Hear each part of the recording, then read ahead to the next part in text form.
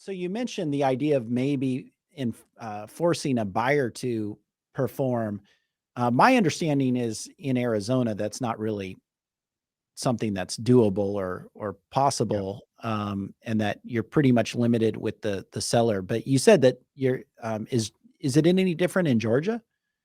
It is. Oh, So wow. in Georgia, they recognize the possibility of having a buyer specifically perform. And that, you're right, that's different than in Arizona. Arizona pretty much forecloses the option of specific performance on the part of the buyer. And the justification for that is makes sense, right? Because the reason why specific performance um, is available in the first place is because the whole idea of allowing a seller to force um, uh, to be forced to sell their properties because there's something very unique about the property that they're selling. And so a court, assuming you qualify and meet the other criteria, you can force that seller to sell that very unique thing that you wouldn't be able to otherwise get in the form of money and that sort of thing. It's not replaceable.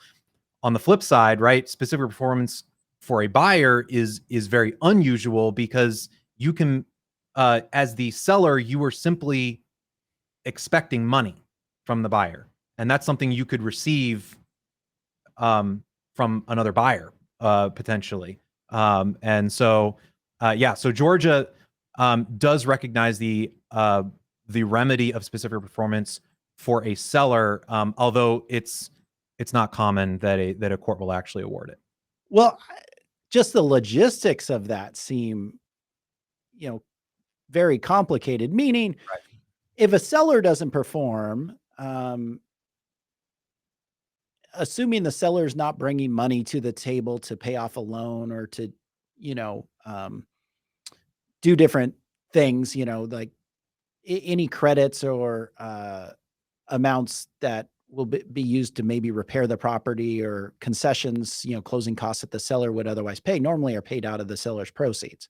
So normally you don't have a seller showing up to the closing table with a check, but you do the buyer, right? But so a seller, you can basically have a court order that says, hey, look, escrow company, you can go ahead and close this and, use a real estate agent that's appointed by the court or a fiduciary or somebody appointed by the court who can sign if the seller refuses to show up to the closing table and sign the documents, right? So you can basically have everything executed as though the seller were there, even though they're refusing to comply or cooperate. Right. And then any type of concessions, escrow agent, the court orders the escrow agent take it out of the seller's proceeds and then have a check sitting there for the seller for the remaining amount, type of thing. And that's all very doable. Yeah. But how do you go to a buyer and say, hey, look, you're buying this thing for 200,000 and show up with a check? You know what I mean? Like, how do you do that? And it's hard enough. You and I both know what it looks like to enforce a monetary judgment. Right. You're chasing people all over the place, right? So, if the buyer's like, well, I'm not going to show up and do this, I don't care what you say, court. I mean, how would the court enforce that?